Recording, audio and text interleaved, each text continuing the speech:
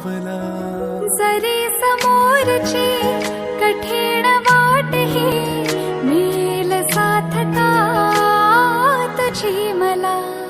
मनास सांगतो तरी पणे पुन्हा मनास स्वप्न हे अजाणता आता. मिटून अंतरे पुसून या खुणा जगा वेगळी आपुलेच भेट. कुणा कळेलही कुणा पटेलही तुझ्या माझ्या प्रेमाची गोष्ट.